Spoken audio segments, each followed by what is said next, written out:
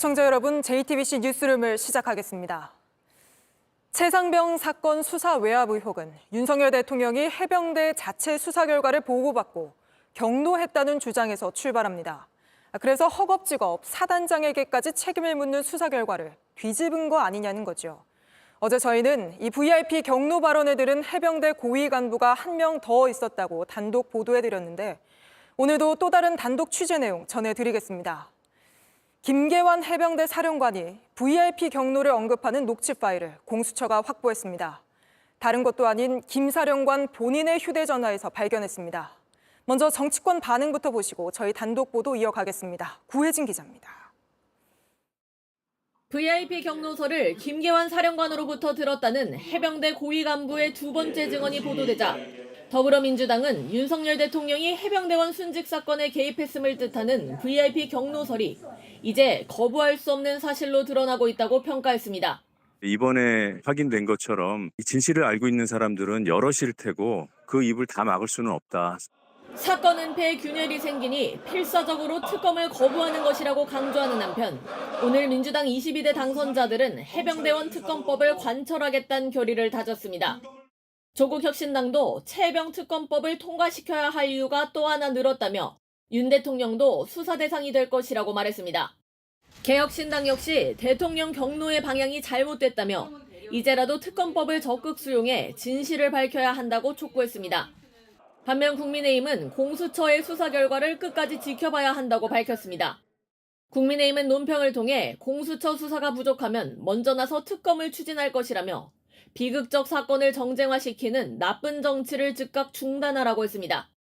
JTBC 구혜진입니다. VIP 경로 발언과 관련해 저희가 또 새롭게 취재한 내용으로 바로 이어가겠습니다. 공수처가 박정훈 전 수사단장 말고 또 다른 해병대 고위 간부로부터 VIP가 경로했다는 말, 나도 김계환 사령관으로부터 들었다는 진술을 확보한 건 물론이고 물증인 녹취 파일까지 확보한 걸로 확인됐습니다. 그것도 다름 아닌 김 사령관의 휴대전화에서 발견했습니다. 대통령실 개입 의혹이 더 짙어지는 모양새입니다. 김민관 기자의 단독 보도 보시고 스튜디오에서 자세히 짚어보겠습니다. 최근까지 이른바 VIP 경로서를 들었다고 주장한 건 박정훈 전 해병대 수사단장뿐이었습니다. 최상병 순직 사건을 경찰로 넘기는 것을 왜 막느냐고 물었더니 김계환 해병대 사령관이 VIP가 경로하면서 장관과 통화한 뒤 이렇게 됐다고 답했다는 겁니다. 그런데 고위공직자 범죄수사처가 김계환 사령관의 휴대전화에서 VIP 경로설과 관련한 전화통화 녹취를 확보한 것으로 확인됐습니다. 사건 기록을 경찰에서 회수하기 하루 전날인 지난해 8월 1일 김 사령관과 해병대 한 고위 간부가 대화를 나눈 건데 여기에 VIP 경로 관련 김 사령관의 육성이 담겨 있던 겁니다. 그동안 VIP 경로서를 말한 적이 없다는 김 사령관의 주장을 뒤집는 증거를 확보한 겁니다. 공수처는 이 녹취 파일을 근거로 김 사령관과 통화한 간부를 조사했고 김 사령관이 VIP 경로에 대한 말을 했다는 진술도 확보했습니다. 그러나 지난 21일 공수처에 출석한 김 사령관은 앞서 군검찰 조사에서 밝힌 VIP라는 단어를 언급한 적이 없다는 기존 입장을 고수한 것으로 알려졌습니다. 박정훈 전 단장과의 대질도 거부했습니다. VIP 경로설의 진술과 물증을 모두 확보한 공수처는 조만간 김 사령관을 다시 불러 조사할 것으로 보입니다. 또 VIP가 경로했다는 말을 김 사령관에게 전한 인물로 지목되는 이종섭 당시 국방부 장관과 임기훈 당시 대통령실 국방비서관에 대한 수사도 임박했다는 관측이 나옵니다. JTBC 김민관입니다. 네, 이어서 이 사건 취재하고 있는 유선희 기자와 스튜디오에서 좀 더 짚어보겠습니다. 자, 유 기자, 진술을 넘어 물증까지 확보를 했습니다. 그것도 김계환 사령관 본인 휴대전화에서 발견을 했는데 이게 무슨 의미인지부터 짚어보죠. 네, 이 전화통화 녹취가 나온 것이 VIP 경로서를 전한 것으로 지목돼 있는 김계환 사령관의 휴대전화에서 나왔습니다. 당연히 김 사령관의 육성이 들어있는 상태고요. 그럼 VIP라고 말을 한 적이 없다라고 지금까지 김 사령관은 국회에서 또 군 검찰에서 여러 차례 진술을 해왔는데 그걸 뒤집는 아주 강력한 증거를 공수처가 확보했다 이렇게 볼 수가 있겠습니다. 네. 그 VIP 경로 발언이 전해진 흐름을 좀 보면서 말씀을 드리겠습니다. 김 사령관에게 VIP 경로서를 전한 사람은 이종섭 당시 국방부 장관, 임기훈 당시 대통령실 국방비서관으로 지목이 되고 있습니다. 네. 그리고 김 사령관이 이 말을 이제 박정훈 해병대 수사단장에게 전했다는 건데요. 여기에 VIP 경로서를 들었다라는 추가 진술 그리고 녹취 물증이 나왔기 때문에 이 김계환 사령관 아래쪽 1단계 수사는 어느 정도 확인이 됐다라고 볼 수가 있겠습니다. 네. 그럼 여기서 김 사령관에 대한 수사를 거쳐서 이 윗단계, 다음 단계로 나가는 수사가 임박했다 이런 상황으로 보입니다. 네. 그런데 이 다른 사람도 아니고 자신이 직접 녹음을 한 거잖아요. 그럼 이런 녹취 파일이 있다는 걸 스스로도 인지하고 있었을 텐데 김계환 사령관은 왜 계속 그런 말 한 적이 없다고 부인해 온 건가요? 이 사건의 중대성을 좀 짚어봐야 될 것 같습니다. 당시 상황을 먼저 짚어보면서 말씀을 드리겠습니다. 지난해 7월 30일 이종섭 국방부 장관이 그 최상병 순직 사건을 경찰로 넘기겠다라는 수사 결과 보고서에 결재를 합니다. 네. 그런데 바로 다음 날 사건이 이첩 보류 지시를 하게 되거든요. 그런데 바로 그 지시 직전에 대통령실과 이종섭 장관이 당시 장관이 통화를 했다는 사실까지는 확인이 된 네, 상태입니다. 공수처 수사로 드러났죠. 맞습니다. 그리고 바로 이 결과 오후 2시에 예정이 돼 있던 언론 브리핑과 국회 설명이 다 취소가 됐습니다. 네, 이게 사실 굉장히 이례적인 일 아니었습니까? 맞습니다. 굉장히 의례적이기 때문에 이때부터 의혹은 이제 불거진 상태였고요. 그런데 이날 오전에 대통령 주간에 회의가 있었고 그리고 수사 결과를 보고받은 대통령이 화를 내고 이 전 장관한테 전화를 한 다음에 이제 이첩이 보류가 됐다라는 게 이 VIP 경로설의 대략적인 흐름입니다. 네. 자신이 VIP가 경로했다는 말을 들었다라고 김계환 사령관이 인정하는 순간 수사는 곧바로 국방부 그리고 대통령실로 향하게 됩니다. 이런 점을 김 사령관으로서는 고려하지 않을 수가 없는 상황으로 보입니다. 네. 근데 녹취 파일까지 있으면 김계환 사령관 입장에서는 내가 그런 말 한 적 없다 이렇게 부인하기 어려울 것 같은데 앞으로 공수처 수사는 어떻게 됩니까? 김 사령관이 이번에는 이제 대질을 한다면 난 조사실을 나가겠다라고 아주 강경하게 나와서 이제 대질이 무산이 됐는데요. 계속 거부하기는 쉽지 않아 보입니다. 일단 공수처가 조만간 김 사령관을 다시 부를 것으로 보이고요. 그 사이에 또 다른 증거나 증언을 찾아낼 가능성, 내지는 이미 그런 증거를 찾아내 있을 가능성도 배제할 수가 없습니다. 이런 점을 고려해서 김 사령관 본인의 심경 변화로 보이는 부분도 있는데요. 바로 총선 바로 다음 날이죠. 지난달 11일 날 해병대 전 부대에 지휘 서신을 보낸 바가 있습니다. 내용을 좀 읽어보겠습니다. 사령관으로서 안타까움과 아쉬움, 또 말하지 못하는 고뇌가 가득하다. 요즘은 하늘조차 올려다보기 힘든 현실이 계속되고 있다. 저도 뭐 군생활을 오래 했지만 이런 지휘 서신은 본 적이 없습니다. 네. 대체로 어떤 부대 장병들을 좀 다독이거나 다잡거나 이런 때 보내는 게 지휘 서신인데 이렇게 개인적인 고뇌를 내비친 것은 굉장히 이례적이라서 이것이 김 사령관이 상당한 내적 갈등을 겪고 있는 게 아니냐 이런 의견도 나온 바가 있습니다. 네, 하나 더 궁금한 게 김계환 사령관이 이렇게 통화를 녹음하는 사람이었다면 또 다른 통화 내용 녹취 파일은 없습니까? 당시 그 국면에서 꽤 다양한 인사들과 통화를 했잖아요. 네, 저희가 확보한 김계환 사령관의 그 통화 녹취에도 통화 목록에도 굉장히 많은 양의 통화 내역이 있었습니다. 근데 그 중에 상당 부분이 녹음이 됐던 걸로 보이고요. 이거를 공수처가 다 복구를 한 것으로 보이기 때문에 이미 저희가 지금 보도한 내용을 넘어서는 여러 가지 증거가 공수처에 확보돼 있을 가능성이 있다 이렇게 보입니다. 네, 알겠습니다. 오늘 여기까지 짚어보겠습니다. 유선희 기자였습니다. 최상병 특검법 막으려는 국민의힘에는 비상이 걸렸습니다. 이탈표가 10표 이상 나올 수도 있다는 말이 일각에서 나오자 전현직 지도부가 조를 짜서 113명 의원 모두에게 전화를 돌렸습니다. 하지만 당원 게시판에서도 찬성해야 한다는 글이 올라오고 있습니다. 하이빈 기자입니다. 국민의힘 당원 게시판에 올라온 글입니다. 중도층을 가져와야 선거를 이긴다면서 총선에 참패했는데 아직도 특검법을 거부하느냐고 꼬집었습니다. 일부 국민의힘 당원들도 최상병 특검법에 찬성해야 한다는 취지로 목소리를 낸 겁니다. 현재 당 지도부는 특검법 반대를 당론으로 정한 상태입니다. 하지만 앞서 안철수, 유이동 의원이 공개적으로 찬성하겠다고 했고 지난번 본회의 때도 찬성표를 던진 김웅 의원은 그따위 당론은 따를 수 없다는 입장을 재차 밝혔습니다. 당내에선 찬성 입장을 이미 밝힌 의원들 외에도 이탈표를 던지려는 의원들이 더 있는 걸로 전해집니다. 이 세 분 말고도 제가 알기로 비공식적으로 이제 찬성에 관한 그런 긍정적인 입장을 갖고 있는 분이 있는 걸로 알고 있고요. 찬성표를 예고한 의원들을 향한 질책도 터져나왔습니다. 김태흠 충남지사는 안철수 의원의 겨냥에 해괴한 논리라면서 반대를 당론으로 정했는데 특검에 찬성하면 당을 떠나라고 했습니다. 일각에선 이탈표가 10표 이상이 될 수도 있다고 전망하자 국민의힘엔 비상이 걸렸습니다. 국민의힘 전현직 지도부는 조를 짜서 의원들 113명 모두에게 전화를 돌렸습니다. 직접 지방에서 가서 만나기도 하시고 또 개별적으로 면담도 하시고 통화도 하시고 이렇게. 국민의힘은 다음 주 28일 본회의를 앞두고 화상 의원총회를 여는 등 막바지 표단 속에 매진하겠다는 계획입니다. JTBC 하혜비입니다. 검찰이 김건희 여사에게 명품백을 전달한 최재형 목사에 대해 출국 정지를 한 걸로 확인됐습니다. 다음 주 금요일 최 목사를 다시 불러 명품백을 포함한 선물이 각종 청탁의 대가였는지 조사하기로 했습니다. 박현주 기자의 단독 보도입니다. 최재형 목사는 2022년 김건희 여사에게 명품백과 화장품 등 선물을 건넸습니다. 이 때문에 최 목사 역시 김 여사처럼 청탁금지법 위반 혐의로 고발돼 있습니다. 그런데 검찰이 최 목사를 출국 정지한 것으로 확인됐습니다. 미국 국적의 최 목사가 해외로 나갈 경우 수사에 차질이 생길 수 있다고 판단했기 때문입니다. 출국 금지는 내국인에게, 출국 정지는 외국인에게 적용됩니다. 검찰은 이와 함께 최 목사에게 오는 31일 오전에 다시 조사를 받으라고 통보했습니다. 김 여사에게 준 선물이 청탁의 대가였는지 등을 확인하기 위해서입니다. 최 목사는 지난 13일 1차 조사 때는 대가성을 주장하지 않은 것으로 알려졌습니다. 하지만 서울의 소리는 최 목사가 김 여사에게 보낸 카카오톡 대화 내용을 어제 추가로 공개했습니다.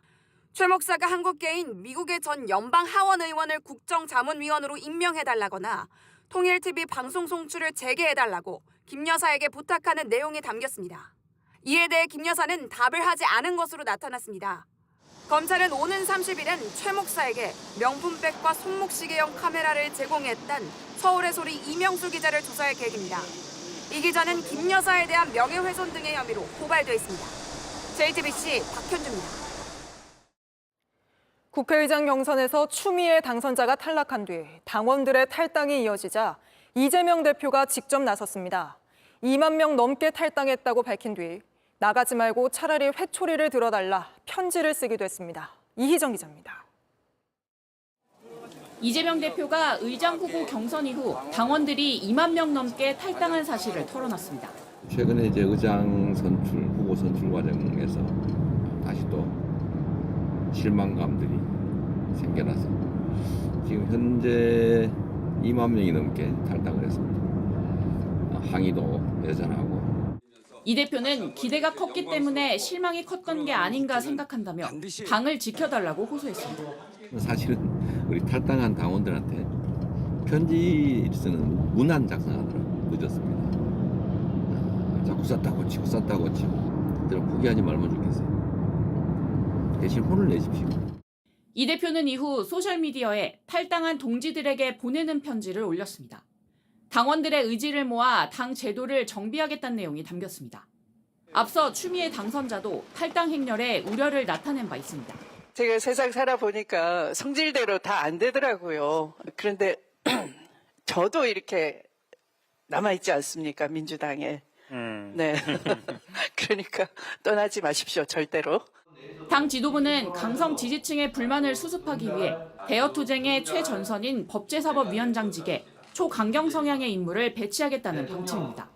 추미애 법사위원장 카드도 적극 검토하고 있는 걸로 알려졌습니다. 이틀간의 22대 당선자 워크숍에서도 당원권 강화에 나서기로 결의한 만큼 향후 당원들의 입김이 한층 강해질 거란 전망이 나옵니다. JTBC 이희정입니다. 노무현 전 대통령 15주기 추도식이 오늘 김해 봉하마을에서 열렸습니다. 문재인 전 대통령, 이재명 조국 대표, 유학 중 일시 귀국한 김경수 전 지사까지 모두 한자리에 모였는데 문 전 대통령은 이들을 따로 노 전 대통령의 서재로 불러 서로 연대해서 성과를 빨리 내라고 당부하기도 했습니다. 이승환 기자입니다. 고 노무현 전 대통령 서거 15주기를 맞아 김해 봉하마을엔 온종일 노란 물결이 일렁입니다. 이번 추도식은 지금의 실천이 내일의 역사입니다라는 주제로 엄수됐습니다. 지난 2004년 노무현 전 대통령이 프랑스 소르본 대학교에 초청받았을 때 한 연설 중 한 구절입니다. 추도식엔 민주당 이재명 대표와 조국혁신당 조국 대표, 국민의힘 황우여 비상대책위원장 등 여야 지도부가 모두 참석했습니다. 정부 측에선 한덕수 국무총리와 홍철호 정무수석이 참석했습니다. 통합과 상생의 정신을 강조하셨고 타협의 정치를 늘 강하게 주장하셨습니다.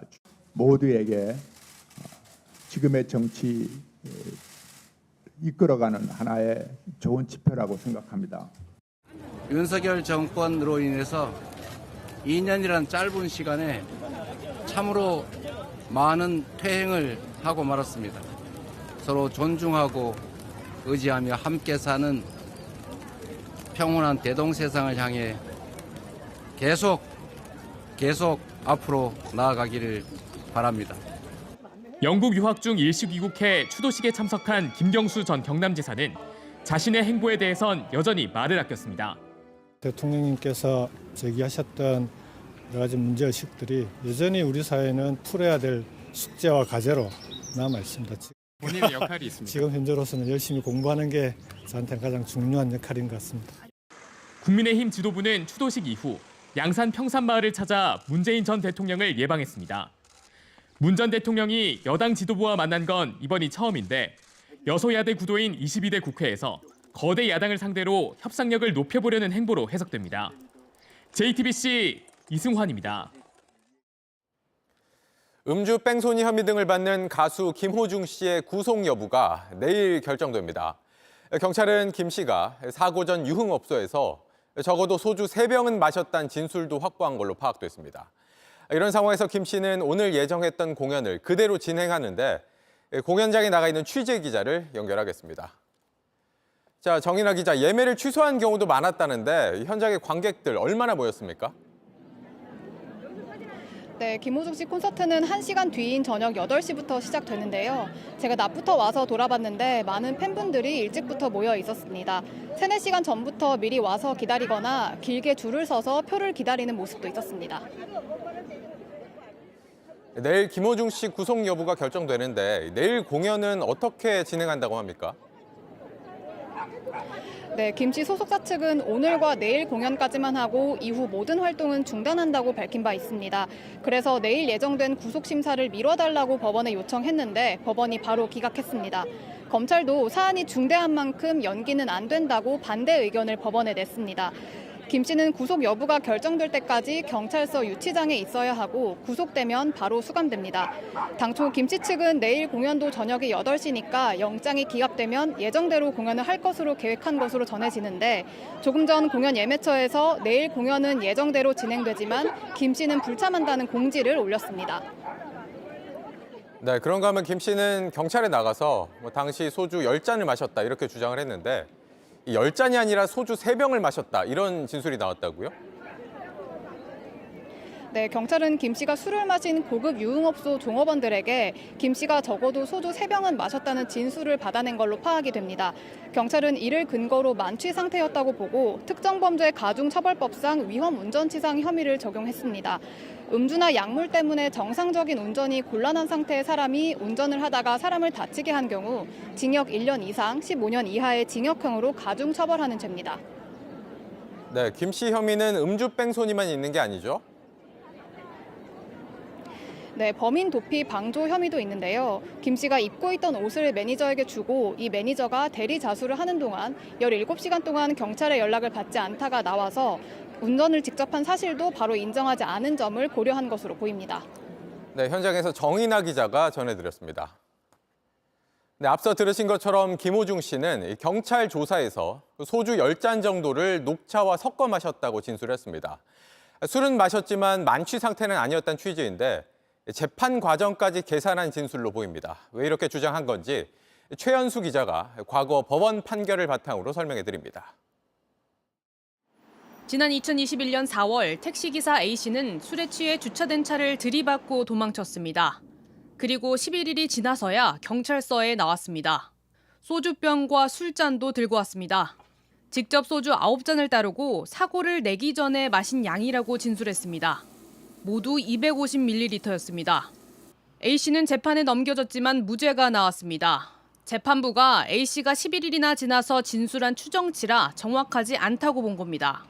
소주와 맥주를 섞어 11잔을 마시고 운전을 한 혐의로 재판에 넘겨진 또 다른 운전자도 무죄가 선고됐습니다. 11잔을 마시는 모습도 CCTV에 찍혔습니다. 하지만 재판부는 소주와 맥주를 얼마나 섞었고 어떤 종류의 소주와 맥주를 주문했는지 확인되지 않았다고 판단했습니다. 가수 김호중 씨도 사고 이후 10일 만에 술을 마셨다고 인정했습니다. 마신 양은 소주 10잔 정도라고 했습니다. 여기에 녹차를 섞어 마셨다고도 했습니다.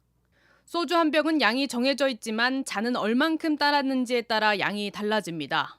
김 씨는 현재까지 술을 마신 사실만 인정할 뿐 운전자 바꿔치기 등 다른 혐의는 부인하고 있습니다. 경찰서에서 6시간을 버틴 끝에 겨우 카메라 앞에서 사과했지만 재판에선 마신 소주 양을 두고 치열하게 다툴 걸로 보입니다. JTBC 최윤수입니다. 20대 조직폭력배가 유흥업소에서 소화기 분말을 뿌리고 다른 손님들을 폭행하는 등 난동을 부리다 경찰에 붙잡혔습니다. 직원이 빈 방이 없다고 하자 자신들이 조직폭력배란 걸 과시하면서 이런 식으로 화풀이를 한 겁니다. 윤두열 기자입니다. 한 무리의 덩치 좋은 남성들이 주점으로 들어갑니다. 이 방 저 방 문을 열어보는가 싶더니 한 남성이 갑자기 소화기를 꺼내듭니다. 방문을 걷어차고 방 안으로 소화기 호스를 겨눕니다. 뿌연 소화액은 곧바로 번져 복도까지 가득 들어찹니다. 난동은 여기서 그치지 않았습니다. 소파에 앉은 사람의 머리를 아래로 누르고 또 다른 사람의 옷을 잡아 끌어다 주먹을 휘두릅니다. 꼭 4시 21분입니다. 새벽 마감할 시간에 손님들이 오니까 빈 방이 없다라고 다른 방에 손님들이 술을 마시고 있는 모습을 보니까 화가 났어. 유흥업소에서 손님들에게 소화액을 뿌리고 집단으로 폭력을 행사한 남성 6명이 경찰에 붙잡혔습니다. 모두 20대 후반 동갑내기들인데 이른바 MZ세대 조직폭력배들입니다. 서울과 경기, 대구 등 각자 다른 지역에서 활동하는 이들은 결혼식에 왔다가 따로 모임을 가지려 이 주점에 왔습니다. 과거 지역 안에서만 어울리던 조직폭력배들의 활동 양상도 달라지고 있는 겁니다. 지역 조직폭력배끼리만 모여서 생활을 한다든지 활동을 했지만 인맥을 넓히는 경향이 좀 많죠. 사업이나 이런 것도 같이 좀 공유하는 경향도 있고. 경찰은 SNS가 발달하면서 조직 간 경계가 허물어지고 있다며 이곳 저곳에서 모여 위력을 행사하는 조폭들을 집중 단속한다는 방침입니다. JTBC 윤두열입니다. 지난해 경복궁 담벼락에 스프레이로 낙서를 하는 사건이 있었죠. 이 사건의 배우로 지목된 이른바 이 팀장이 경찰에 붙잡혔습니다. 정부는 담벼락을 복구하는데 1억 5천만 원이 들었다며 이걸 낙서범들에게서 받아내겠다고 밝혔습니다. 김한수 기자입니다. 영화 공짜라는 문구와 불법 스트리밍 사이트 이름이 적혀 있습니다. 전체 낙서 길이가 44m가 넘습니다. 지난해 12월 경복궁 담벼락에서 발견된 낙서입니다. 범인은 10대 2명이었습니다. 수락을 왜 하신 거예요? CCTV로 접촉 좀 모르셨나요? 바로 다음 날엔 20대 남성이 비슷한 장소에 4m 길이의 낙서를 하기도 했습니다. 인구는 텔레그램으로 낙서를 하면 300만 원을 주겠다는 이 팀장의 제안을 받고 범행했다고 진술했습니다. 그리고 5개월 뒤인 어제 이 팀장이 붙잡혔습니다. 30대 남성인데 낙서에 있는 사이트를 홍보하려고 했다고 진술했습니다. 경찰은 이 남성이 해당 불법 사이트를 운영한 걸로 보고 사실관계를 확인하고 있습니다. 또 이 남성에 대해 구속영장을 신청하기로 했습니다. 정부는 2차례의 낙서를 모두 지우는데 1억 5천만 원이 들었다고 밝혔습니다. 1차 작업 때는 국립문화재연구원하고 저희 고궁박물관 직원들 합쳐서 굉장히 많은 인원이 투입이 됐었는데 정부는 낙서를 한 사람들에게 소송을 해서 복구에 들어간 돈을 모두 받아내겠다고 했습니다. JTBC 김한수입니다. 혹시 전날 낙서? 태어난 기록은 있지만 출생 신고가 안 돼 행방을 알 수 없었던 아이들. 이 가운데는 부모에게 살해되거나 버려진 경우가 적지 않았습니다. 오늘 2 아들을 살해한 엄마는 징역 5년을 받았고 갓난아이를 사고 판 여성은 징역 1년 2개월을 받았는데 이걸 놓고 솜방망이 처벌이란 반발이 나왔습니다. 이세형 기자입니다.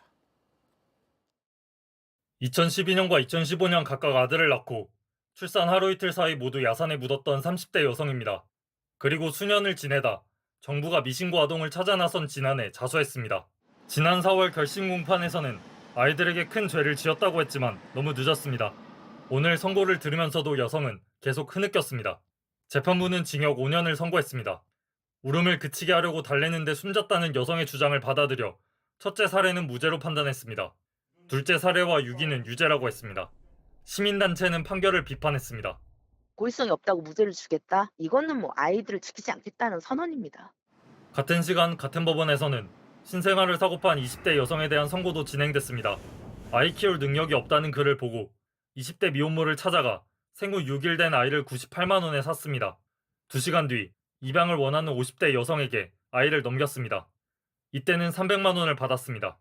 20대 여성은 징역 1년 2개월을, 친모와 50대 여성은 징역 6개월에 집행유예 2년을 선고받았습니다.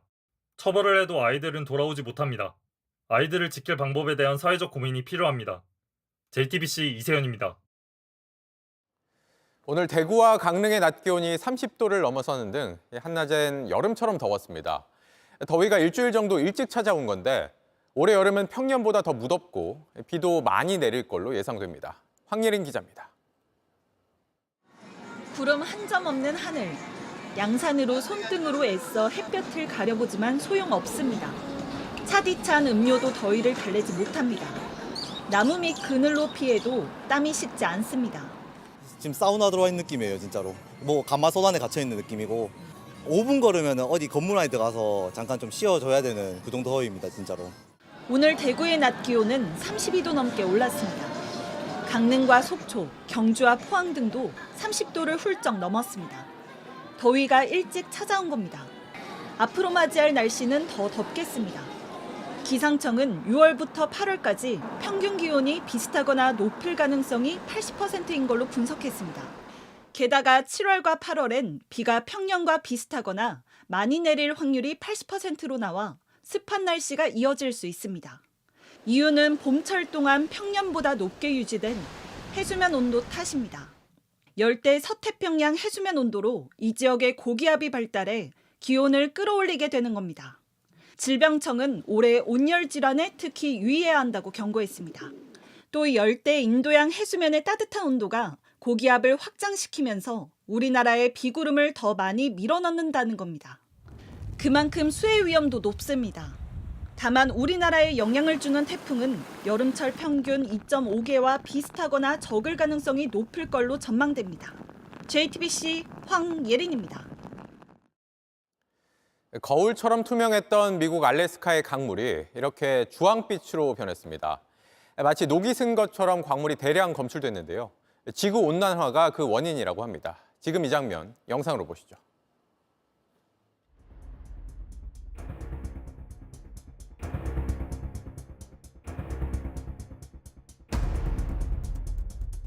Really startling to see. You're in this remote part of Alaska, no one's around, and these rivers are orange.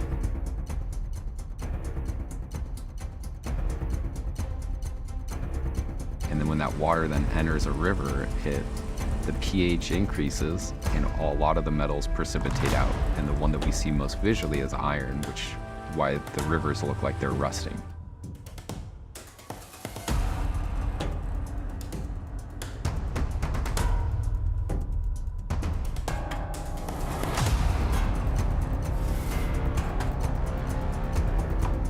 Couldn't find any fish in the stream. And these watersheds are an important component of people's diets. They rely on this food resource for their livelihood. You know, it's a dinner plate issue.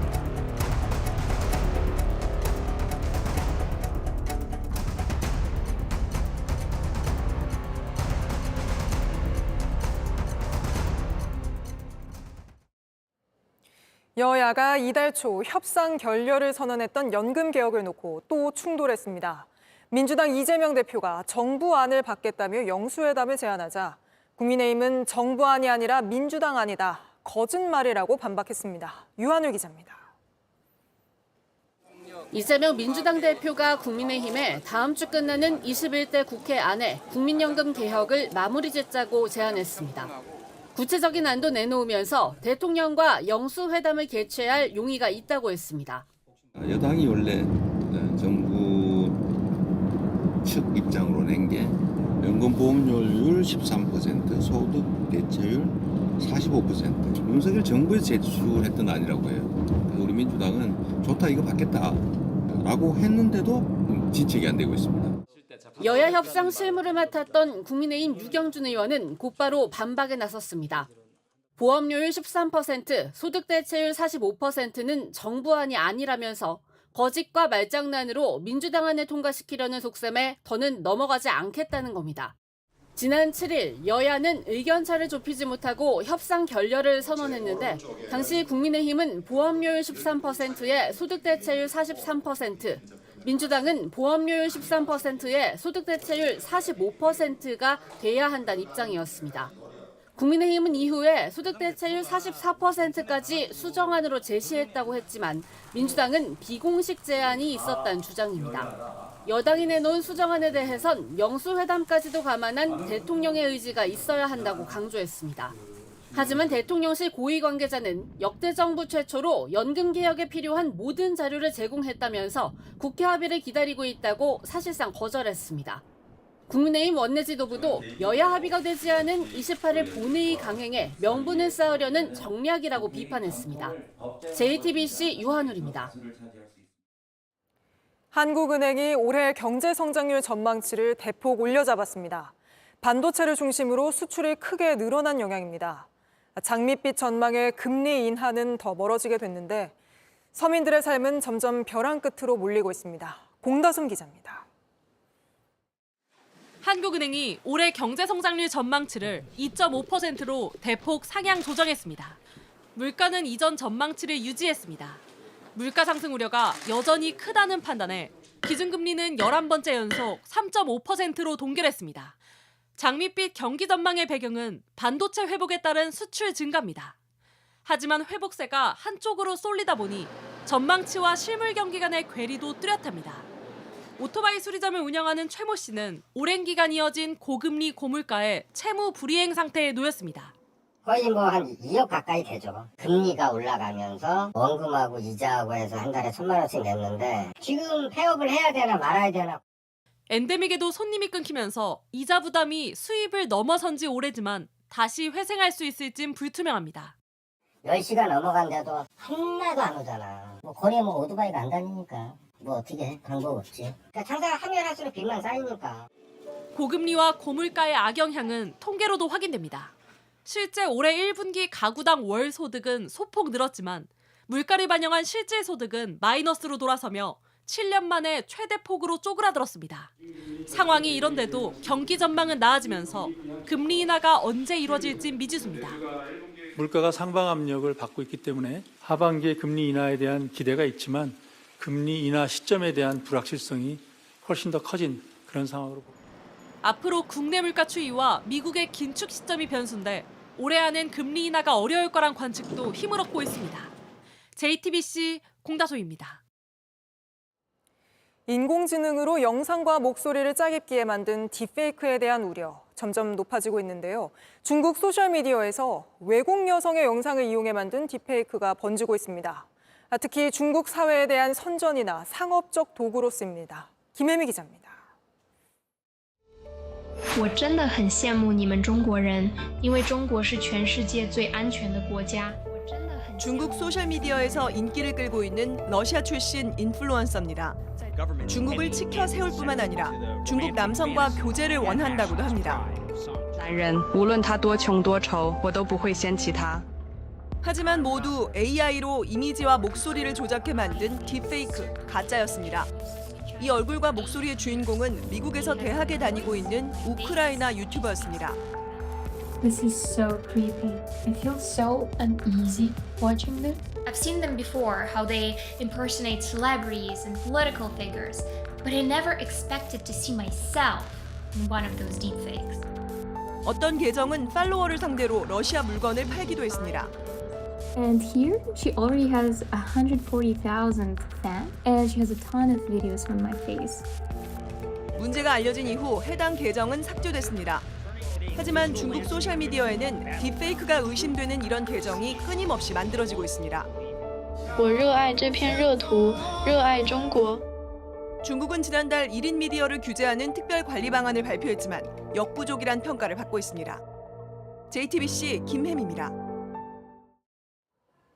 얼마 전 로스앤젤레스에서 한인이 경찰 총격으로 숨지면서 과잉 진압 논란이 일고 있죠.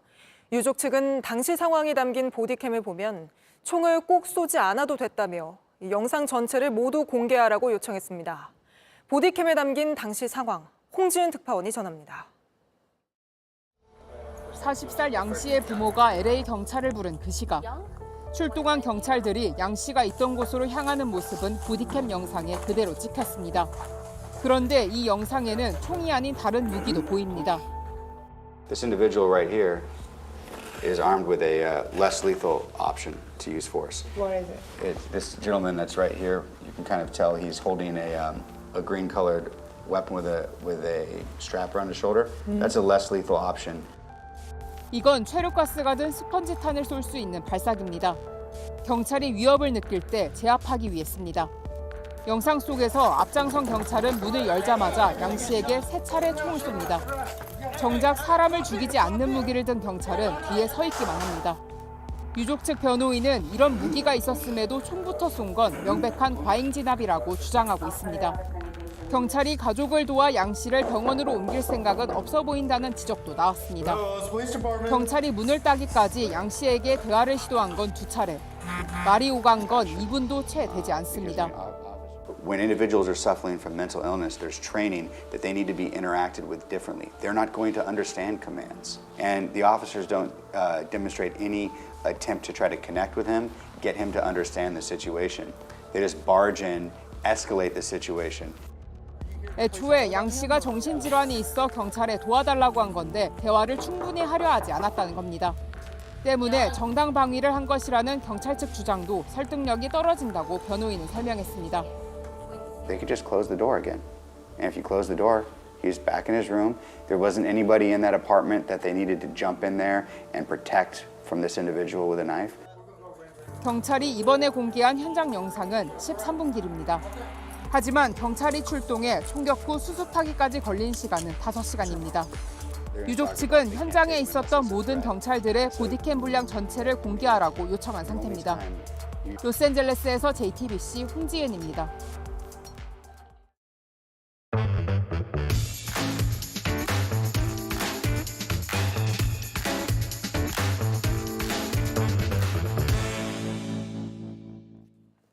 네, 돌아온 비하인드 이성대 기자 나왔습니다. 시작해 볼까요?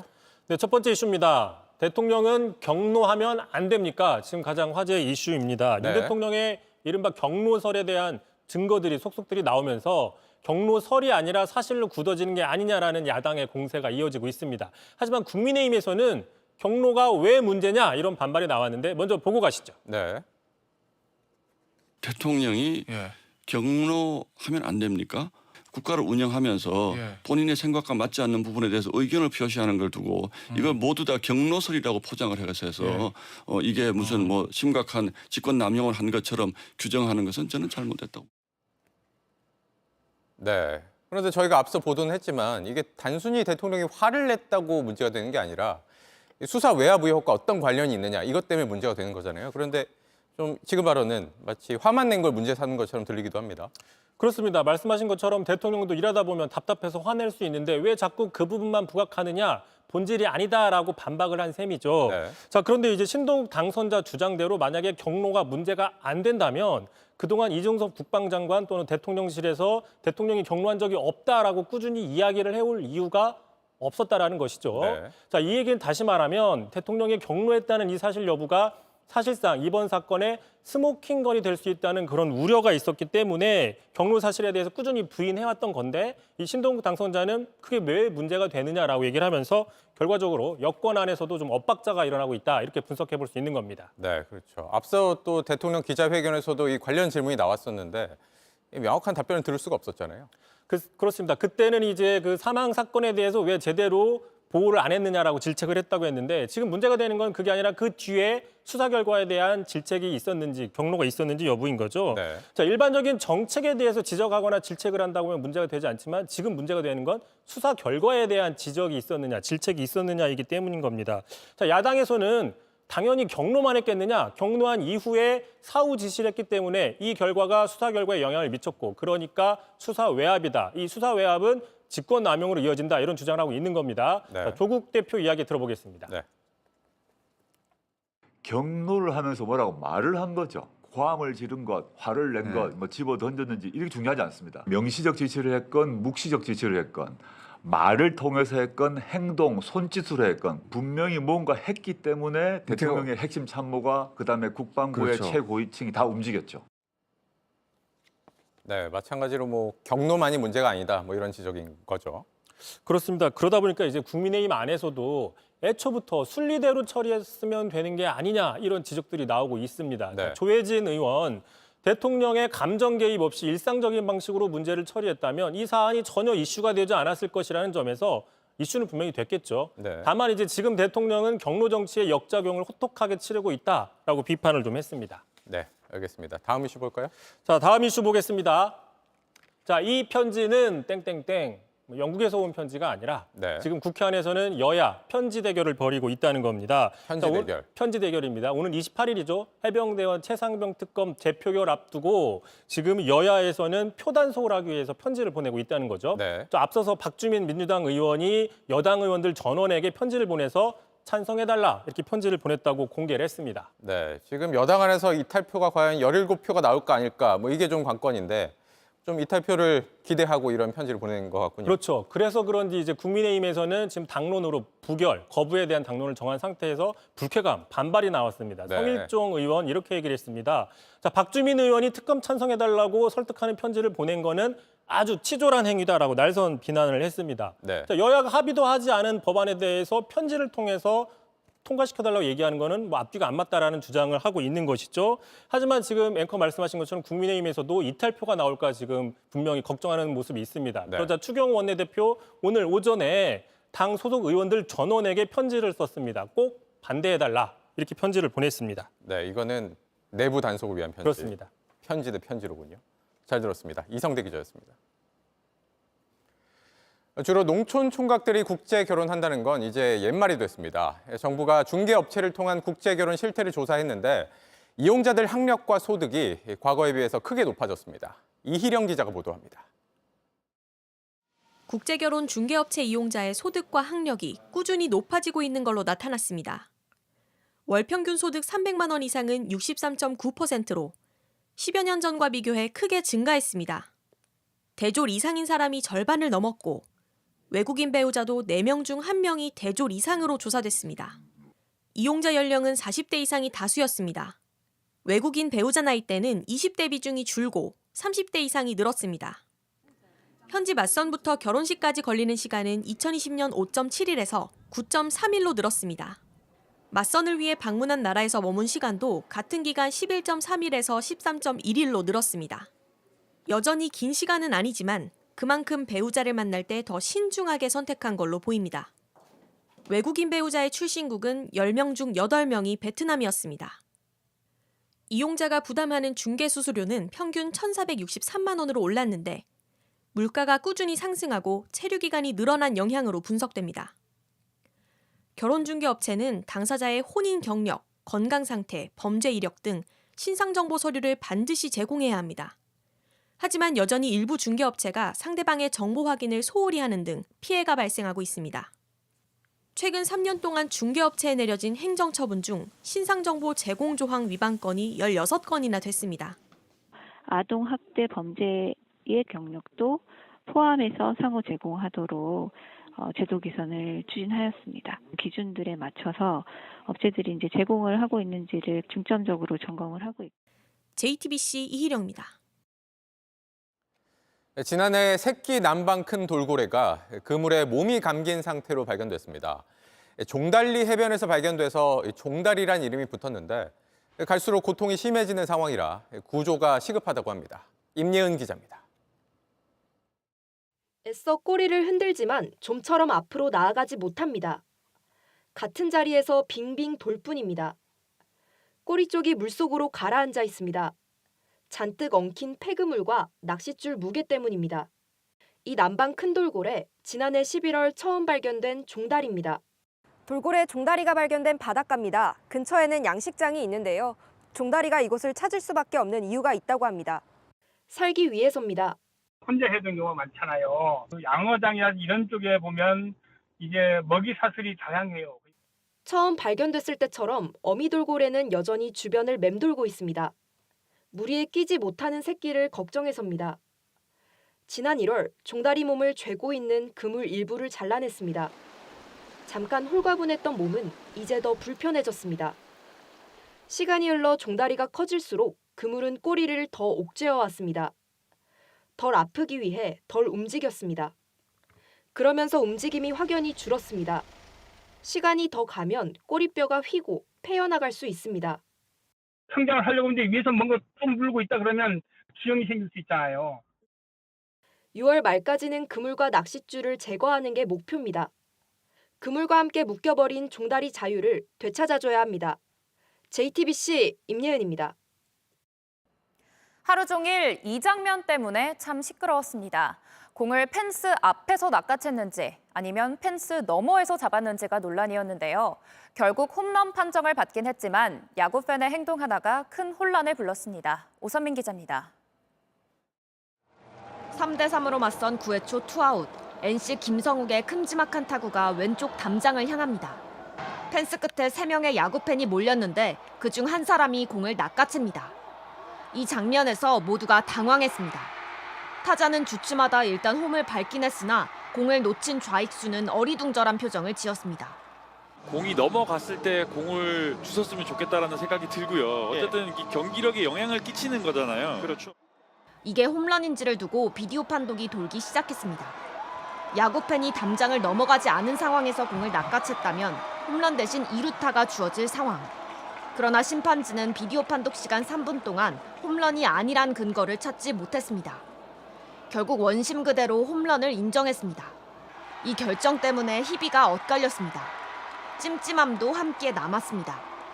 홈런이 곧 승리를 결정한 점수였기 때문입니다. 홈런을 친 타자도 환호하지 못했습니다. 일단 조금 애매해가지고 저는 조금 안 넘어가지 않았을까 조금 걱정을 많이 했었는데 무엇보다 팽팽하던 승부에 선수 대신 팬이 변수로 등장하면서 논란을 불러냈습니다. 실제로 관중석으로 향하는 공을 잡겠다는 팬들의 열의가 빚어낸 혼란은 야구 경기에서 심심찮게 발생합니다. 키움 홍원기 감독은 오늘 카메라 추가 설치를 통해 비디오 판독에 대한 보완을 한다면 논란이 줄어들지 않겠느냐고 아쉬워했습니다. JTBC 오선민입니다.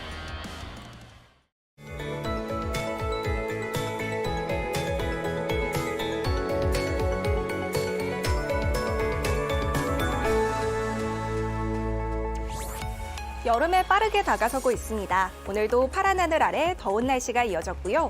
특히 강릉과 밀양은 한낮에 33도를 넘어서는 등 동쪽 지역의 열기가 뜨거웠는데요. 내일은 하늘빛이 차츰 흐려지겠고 곳곳으로 비가 내리면서 오늘보다는 더위가 덜하겠습니다. 새벽부터 오전 사이에는 경기 북동부와 강원도에 5mm 미만의 비가 내리겠고요. 영서와 영남 내륙에도 오후 한때 소나기가 지나겠습니다. 서쪽 지역은 며칠째 안개가 계속되고 있는데요. 내일 아침도 짙은 안개로 출발하겠습니다. 남부지방은 맑은 하늘이 이어지면서 낮 동안 자외선이 강하겠습니다. 아침 기온은 서울과 대구 16도, 부산은 19도로 출발하겠고요. 충청과 남부지방은 한낮에 30도 안팎까지 오르겠지만 동해안 지역은 오늘보다 10도 이상 뚝 떨어지겠습니다. 일요일 오후에는 서쪽 지역부터 비가 시작돼 밤사이 전국으로 확대되겠고요. 월요일 오전까지 이어지겠습니다. 날씨였습니다.